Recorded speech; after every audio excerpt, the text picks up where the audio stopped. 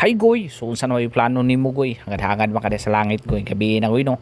Nya so unsa may atong buhaton ay kini ha tirada na sad ta sarong luto na punta.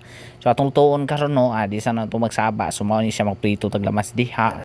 Unya kisi-kisi na po to atong lamas diha. So mao ni atong tirada karon no. Atong tirada goy so mao ni magprito tag karne nya gawas ana sa gulan po nato na specialty. Sagol na tulan ng batong diha. Adobong batong with karne. All right. Okay goy, so kaning paspasan ni Dudong ka kaloyno para nga dali gini maluto ay gutom na sadta.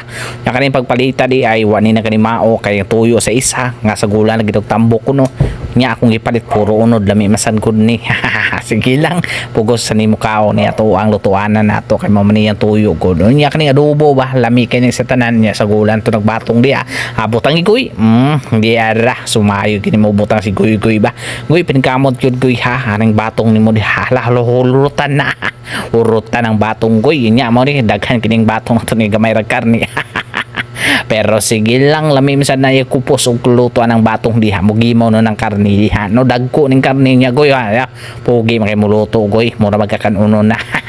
Oy kanino lang tawag goy sa mga luto na na goy sukay ukaya ginagtarong diha goy basi may hilaw na ba kanni mo ni resulta no luto na gini subula tawa na appearance sa tong luto diha indo ta kay na makrima na kay na ha unswa.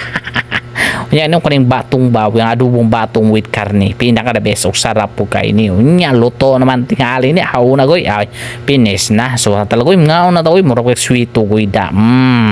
Finish product na to. Di nya impat sa bahaw na to sa